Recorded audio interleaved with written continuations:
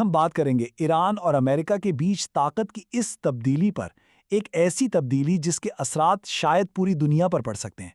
चलें जरा गहराई में जाकर समझते हैं कि आखिर ये सब कुछ हो कैसे रहा है। तो सबसे बड़ा सवाल जो आज हमारे सामने है वो ये है कि क्या वाकई आलमी बसात इतनी बदल गई है कि एक सुपर पावर जो कल तक अपनी शराइत मनवाती थी, आज मुज़ाकरात की मेज़ पर आने पर मजबूर हो गई है। तो कहानी का आगाज होता है एक बहुत ही ड्रामाई मोड़ से। तज्जिया ये बताता है कि ईरान ने अपनी पॉलिसी में एक बहुत बड़ी तब्दीली की है। अब बात सिर्फ दिफा की नहीं रही, बल्कि अब वो खुद एक्शन ले रहे हैं। और ये कोई छोटी मोटी बात नहीं है। इतलात ये ही हैं कि ईरानी फौज ने अमेरिकी नेवी को सीधा सीधा अल्टीमेटम दिया है। ये पिछले कई सालों में पहली बार हुआ है कि ईरान ने दिफाई पोजीशन छोड़कर पहल की है। ये सिर्फ रद्द-ए-अमल नहीं है, ये एक जारिहाना कदम है। अच्छा, इस तब्दीली को सही से समझने के लिए हमें थोड़ा सा पीछे जाना पड़ेगा। उस वक्त की बात करते हैं जब गेम के रूल्स बिल्कुल मुख्तलिफ थे, जब अमेरिका का मुकम्मल कंट्रोल था और वो मैक्सिमम प्रेशर की पॉलिसी पर चल रहा था। और इस वक्त का मोटो क्या था? बिल्कुल सीधा और साफ। पैगाम बिल्कुल वाज़ेह था कि कोई मुज़ाकरात नहीं होंगे, ईरान को बस सरेंडर करना है, बात खत्म। तो ये था पुराना खेल। एक तरफ अमेरिका था जो पाबंदियों और नेवल ब्लॉकेड्स के जरिए दबाव बढ़ाता जा रहा था, और दूसरी तरफ था ईरान जो सिर्फ दिफाई पोजीशन में था, सिर्फ रिएक्ट कर रहा था। अमेरिका एक्शन लेता था, ईरान उसका जवाब देने की कोशिश करता था। बस यही हो रहा था। और फिर सब कुछ बदल गया।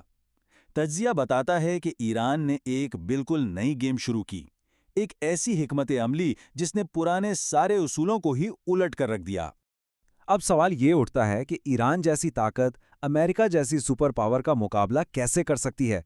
जवाब है एसिमेट्रिक वॉरफेयर में, यानी गैर मुतनासिब जंग।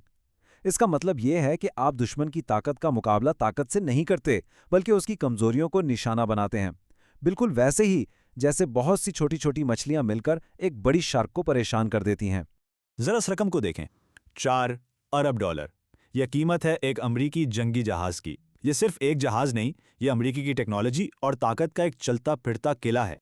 और अब इसका जवाब देखें, $1000 से भी कम।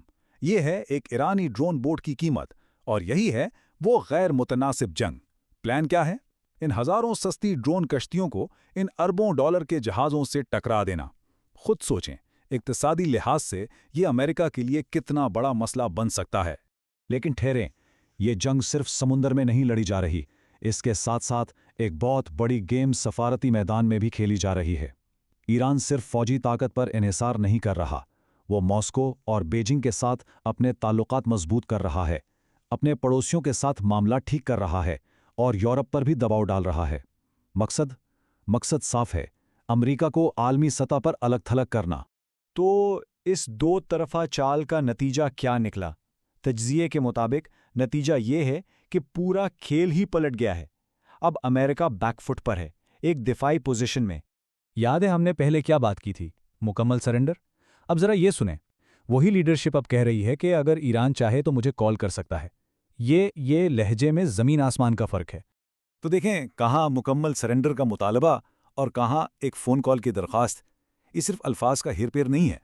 तज्जिया ही कहता है कि ये इस बात का सबूत है कि ताकत का तवाज़ुन हकीकत में बदल चुका है। और हाँ, ये कहानी सिर्फ ईरान के एक्शंस की नहीं है। अमेरिका पर अपने अंदरूनी और बैरूनी दबाव भी बहुत ज़्यादा हैं। मुल्क के अंदर सदर की मकबूलियत कम हो रही है, इलेक्शन सर पर हैं, कौन इस वक्त एक नई जंग चाहेगा? बाहर देखें तो अमेरिका के अपने खलीजी इत्तहादी कह रहे हैं कि बस करें, कशीदगी कम करें। और तो और खुद अमरीकी फ़ौज के अंदर से भी मुज़ाहमत की बातें सामने आ रही हैं। और ये एक बहुत अहम नुक्ता है, ये सिर्फ बातों की हद तक नहीं है। तज्जिया ये दावा करता है कि अमरीकी नेवी अब जानबूझकर बराह रास्त टकराव से बच रही है। क्यों? क्योंकि उन्हें ईरान की जवाबी कार्रवाई करने की सलाहियत का अंदाज़ा है। और ये हिचकिचाहट, ये खुद एक बहुत बड़ा सिग्नल है कि पावर शिफ्ट हो रही है। तो इन सब को मिला के देखें तो क्या तस्वीर बनती है? तस्वीर एक नई दुनिया की बनती है, एक नई जियोपॉलिटिकल हकीकत, जहां शायद पुराने रूल्स अब काम नहीं करते। खुलासा कलाम यह है कि वो ज़माना शायद गुजर गया जब अमेरिका अकेले ही सब कुछ तय कर लेता था। अब इसे समझौता करना पड़ रहा है, इसे दूसरों की बात भी सुननी पड़ रही है। ये चार्ट एक तरह से पूरी कहानी को एक तस्वीर में बयान कर रहा है।